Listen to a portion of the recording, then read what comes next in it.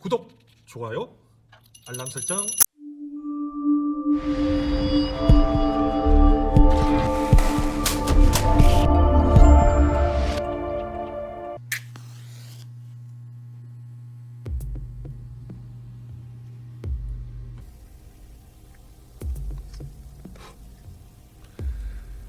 간증사연 세 번째 이야기. 우연하게 가게 된 2단 JMS 탈출기.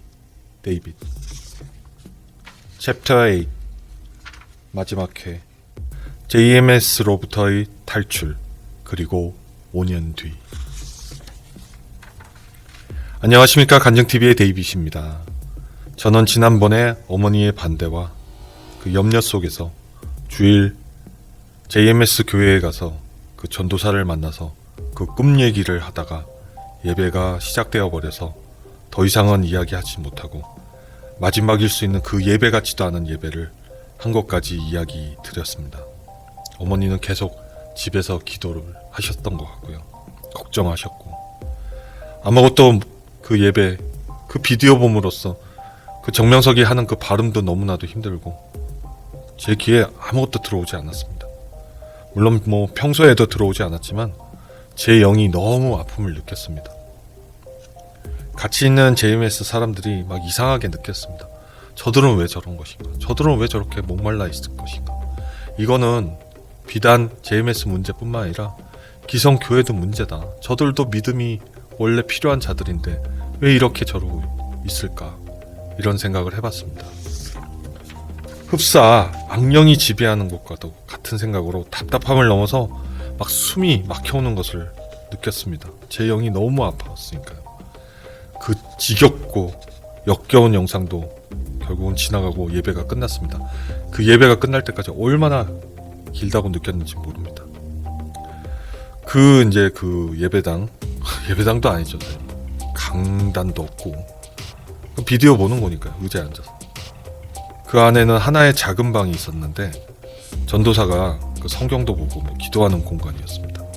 저는 그 공간에서 더 전도사와 이야기하고 싶었습니다. 도대체 제가 본 꿈에 나온 그 여자들과 그 정명석 집 앞에서 서 있었던 그 여자들이 무엇을 하고 있는지 그런 것을 물었습니다. 그리고 전도사의 돌변한 얼굴색에 공포감까지 느꼈던 것 같습니다. 그 아주 수더분하고 착해 보이는 모습이 굉장히 싸늘해졌으니까요. 전도사는 이야기를 시작했습니다.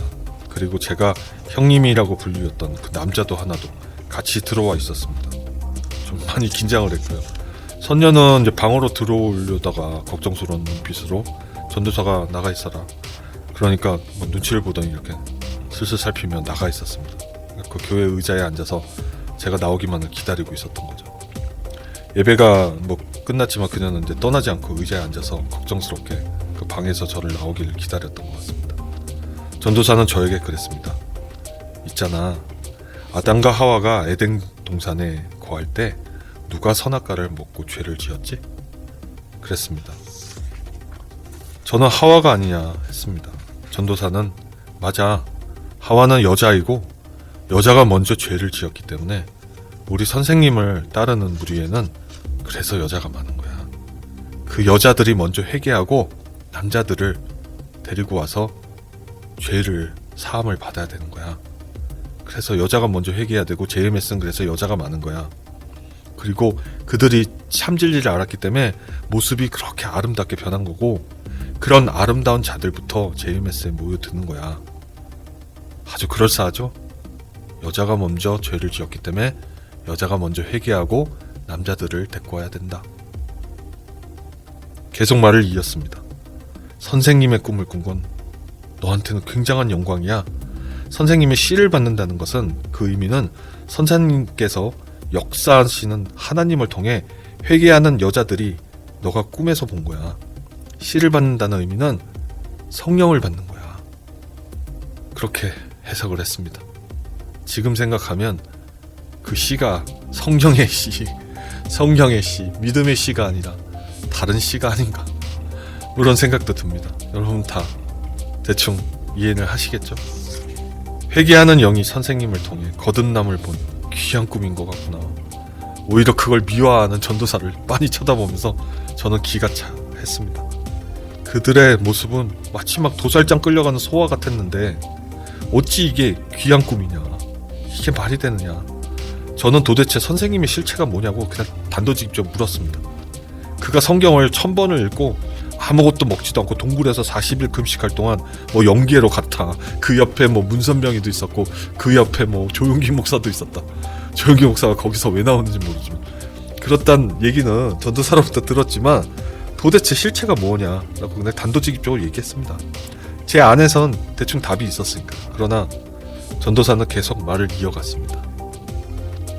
선생님은 사실 앞으로 있을 우리의 천년여만국, 즉 구약 4000년, 신약 2000년, 뒤에 이을 1000년 그 왕국을 이어가실, 이끄실 분이야. 그렇게 모호한 얘기를 했습니다. 저는 선지자입니까 그럼?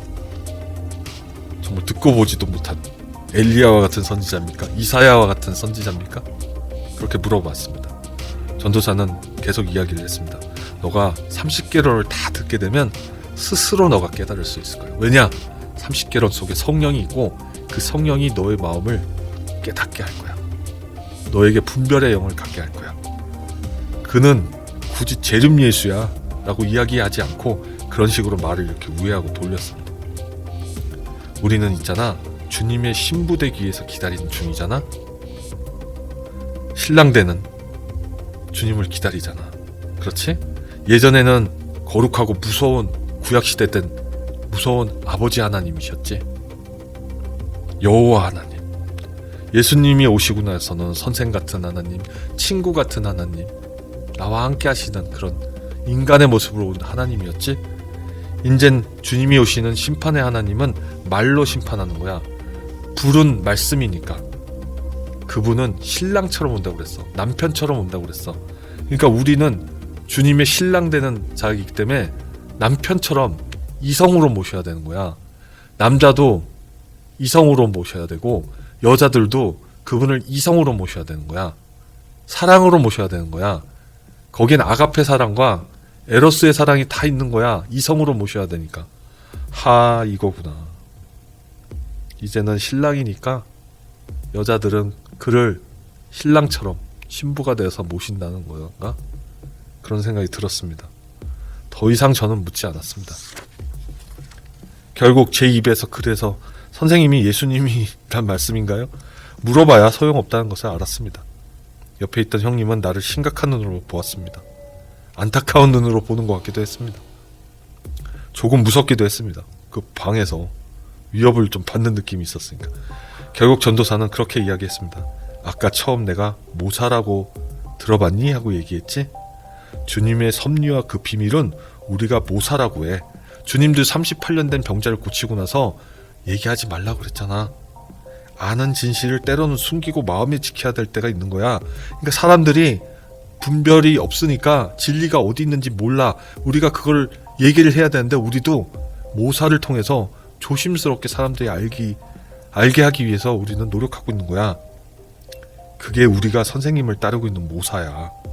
진리가 어디 있는지 잘 생각해봐. 지금의 교회들을 생각해봐. 너가 여기 왔을 땐 너도 답답해서 온 거 아니야? 사랑을 느끼고 있니? 교회에서? 너 교회를 떠나 있었다고 그랬지. 왜 떠나 있었니?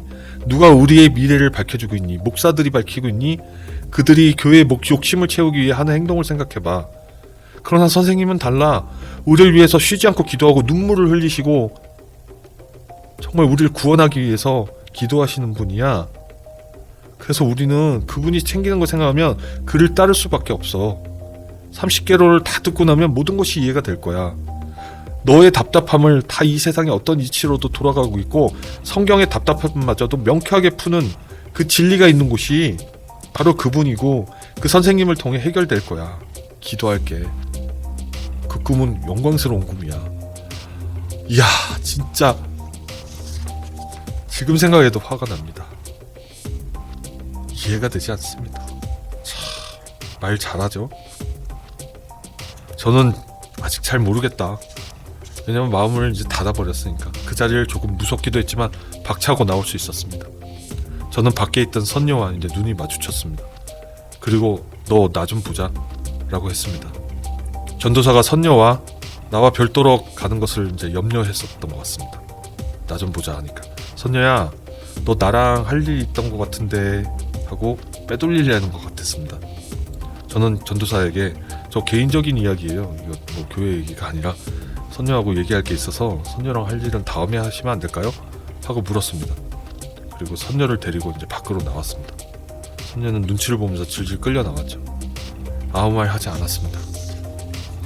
끌고 나와서 어디 갈 수도 없었고 어떻게 해야 되나 이대로 그냥 손 붙잡고 그냥 질질 끌고 갈까 별 생각을 다 했는데 근처에 공터가 있길래 그 공터에 멍하니 서서 이제 이야기를 시작했습니다. 나는 JMS의 실체를 이제 알 것 같아. 너의 진실을 듣고 싶다. 너는 나에게 개인적 관심이 요만큼이라도 있니? 아니면 나를 그저 JMS에 오게 하기 위해서 나를 만났던 거니?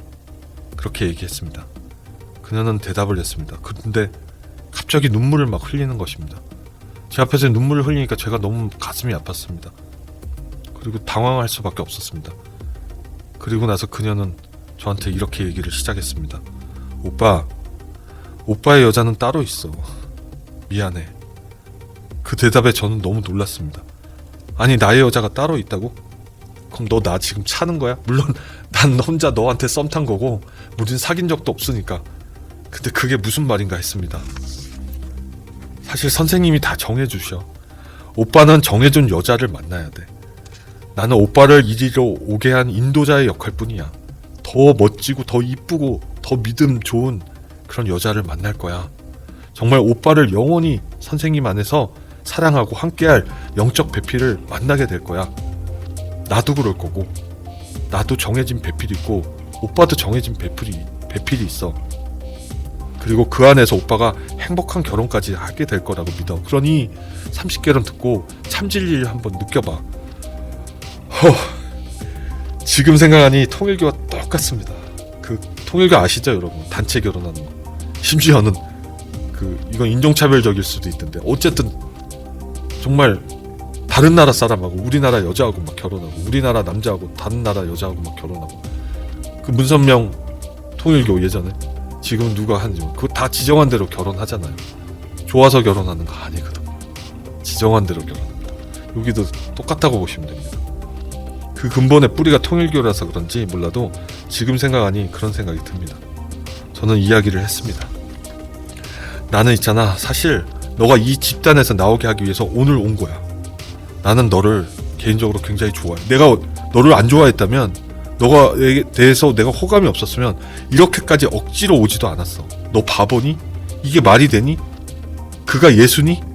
그는 그냥 성경 읽다가 잘못된 사람에 불과해. 잘못 생각하고 잘못 판단하고 사단의 영이 들어갔을 수도 있고 잘못된 거야.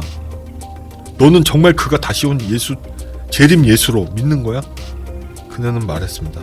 선생님을 함부로 욕되게 하지 마. 오빠는 선생님이 아직 누군지 몰라. 영의 눈을 제발 좀 떠. 저는 그녀의 손목을 잡고 교회에 다시 돌아가지 말고 정말 내 말대로 해. 너야말로 영의 눈을 제발 좀 떠. 하고 소리쳤습니다. 그리고 그녀는 저에게 질질 끌려가다가 울며 불며 제발 이 손 좀 놓아줘. 오빠는 지금 사단에 사로잡혀서 진리를 깨닫지 못하고 있어. 정말 정신 차려. 제발 좀 정신 차려. 막 그녀도 소리쳤습니다. 저는 오히려 내가 정신 차려야 돼. 너가 정신 차려야 돼. 너가 아파서 은혜 받아서 그런 계기가 있었는지 모르지만 이건 진리가 아니야. 제발 다시 가지 마라. 나 너랑 그래 너 좋아했었지만 나 너랑 안 사귀어도 좋아. 그렇지만 이거는 아니야. 그리고 나는 너가 그냥 교회 오빠로 지내도 좋고 그냥 오빠 동생 해도 돼. 그러다 헤어지는 건 싫어. 내가 이상한 예배에 심지어는 성막리까지 가서 그 사람 만나고 그 사람이 이상한 얘기 듣고 그런 모습 보면서 토가 나올 정도였고 꿈까지 보고 나니 어떻게 씨를 받아야 된다고 그런 얘기까지 들어가면서 이건 정말 아니라고 생각했어. 그러니 제발 내 말 듣고 JMS 탈출해야 돼 하고 소리를 확 질렀습니다. 그러나 그녀는 울고불고 나 그곳을 떠나면 죽을 거야. 제발 나 좀 놔줘 하고 손을 결국은 뿌리치고 뛰어가는 뒷모습을 보았습니다. 붙잡을 수가 없었습니다. 저는 멀어져가는 그녀 뒷모습만 멍하니 바라보았습니다. 슬펐습니다. 그녀를 마음으로 좋아했는데 그냥 혼자 썸 타는 정도로 이렇게 끝나는구나 했습니다. 그래도 저는 아닌 길은 갈 수가 없었습니다. 어머니랑 한 약속도 있었고 어머니가 이 지금 상황에서 집에서 기도할 걸 생각하니까 그건 아니구나 생각했습니다. 그리고 주님이 꿈에 보여주셨을 때는 이유가 있다는 생각을 했습니다. 결국은 탈출은 저만 하게 된 것이고 그녀는 다시 그곳 JMS에 남게 된 것입니다. 그녀를 탈출시켜서 나온 건 실패하고 JMS 얼떨결에 가게 된 2단 JMS 탈출, 그것은 저만 하게 됩니다. 그 후로 며칠 회사 일에도 집중 못하고 멍하고 지냈던 것 같습니다. 다시 연락할 자신이 없었습니다. 연락해도 소용이 없다는 생각을 했습니다. 주님이 제가 잘못된 것을 아시고 다시 부르셨는데 그럼에도 불구하고 주님께 다시 돌아가지 않은 그 죄를 생각하면 지금도 굉장히 회개하게 됩니다. 저는 그 뒤로 주님이 부르심이 있었을지 모르는데 여전히 다시 방황하는 삶으로 돌아가 버렸습니다. 또 여전히 주말 되면 클럽에 다니고 술에 쩔어 살다가 아침에 주일날 부시시 일어났는데 그 모습을 보는 어머니는 얼마나 힘드셨을까 지금 생각하면 정말 많은 회개를 하게 됩니다. 그러나 문득문득 주님을 생각했습니다. 예전 시험 받아서 주님을 떠났던 그때를, 그리고 아직 여전히 젊은 시절 방황하고 있는 나를 생각했습니다. 간간히. 그럼에도 불구하고 돌아가지 않은 저의 영혼을 보시던 주님을 지금 생각하면 얼마나 안타까워 하셨고 너무 죄송하고 그 지었던 죄를 이제 회개합니다. 하지만 저는 이상한 길을 가지 않게 주님이 미리 보여주시고 꿈을 통해 미리 보여주시고 제가 판단으로 다시 그녀에게 미련이 남아서 JMS로 돌아가지 않은 것에 대해서 그 은혜에 감사합니다. 그리고 5년이 지났습니다.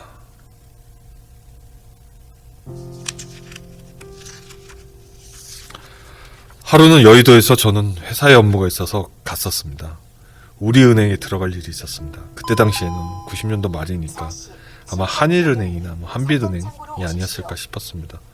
옆에서 뭔가 입금하려는 여자가 있었는데 그 수표를 보고 깜짝 놀랐습니다. 수표에 50억 정도가 있었던 것 같습니다. 저는 50억짜리 수표 처음 봤습니다. 와, 엄청나다. 그리고 옆을 이렇게 돌아보게 됐었는데 왠지 낯이 익었습니다. 선녀였습니다. 5년 만입니다. 정말 놀랐습니다. 이렇게 우연히 만나게 되다니. 저는 말을 꺼냈습니다. 와, 진짜 오랜만이다. 너 잘 지냈니? 야, 선녀야, 너 정말 오랜만이다. 그녀 또한 놀라면서 반가워했습니다. 약간의 5년이 지난 세월의 흔적은 있었지만 그녀는 여전히 빛이 나고 아름다웠습니다.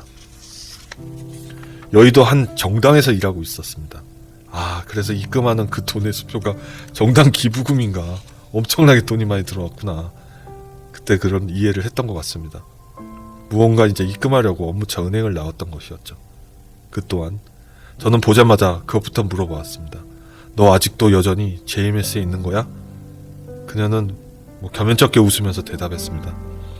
그것이 알고 싶다에 JMS가 나오고 나서 세력이 많이 무너졌고 자기도 그 부총교회가 없어지고 나서 흐지부지 되면서 교회를 떠났고 몸도 더 이상 안 아프고 온전한 주님의 교회에 다니고 있다는 것이었습니다. 저는 속으로 할렐루야를 외쳤습니다. 와, 비록 나 자신도 여전히 교회를 안 다니고 있지만 그녀가 안 나간다는 것만으로도 매우 다행이라고 생각했습니다. 그리고 주님께 감사했습니다.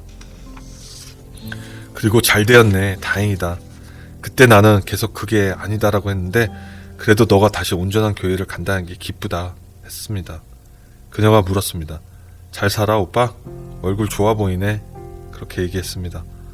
저는 최근에 결혼했다. 아직 신혼이네. 그랬습니다.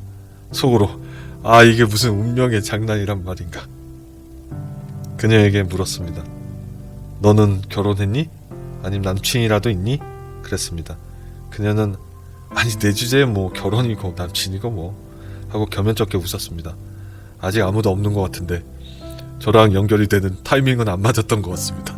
저는 이미 그때 결혼을 한 상태가 돼버렸으니까요. 과거죠, 다 모든 게. 저는 왜 그랬습니다. 저는 왜 너 멋있는 여잔데 왜 너가 없어? 이해가 안 되네? 눈이 높은 거 아니야? 막 그랬습니다. 그렇게 우리 둘의 사이는 JMS라는 해프닝으로 서로 각자의 다른 길로 가게 된 것입니다. 전혀 아무런 썸도 뭐 없는 상태에서 교제도 한 것도 아니고. 그래도 저는 그렇게 짧게 인사하고 다시 어색하게 돌아섰을 때 나의 꿈으로 진실을 보여주신 주님, 그녀를 그곳에서부터 나오게 하신 주님께 감사했습니다. 비록 제가 직접 데리고 나오진 못했으나 주님은 그녀의 마음도 만져주셨기 때문입니다. 지금은 어디서 잘 지내고 행복한 모습으로 사랑하는 남편과 자식과 주님 안에서 잘 살고 있겠지 하는 그런 생각을 문득 해봅니다. 그녀를 위해 문득 기도해 봅니다. 그리고 여전히 2년 전 2018년 성폭행 혐의로 10년 실형을 받고 복역하고 출소한 정명석을 따르는 이들이 그 조직을 지금 확대하고 있다는 기사와 유튜브에서도 다시 활동을 시작하고 있음을 보면서 주님께 기도합니다.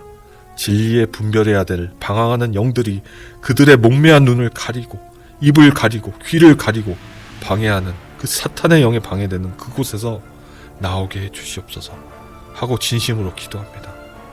사단의 세력 또한 포기를 모르기 때문입니다.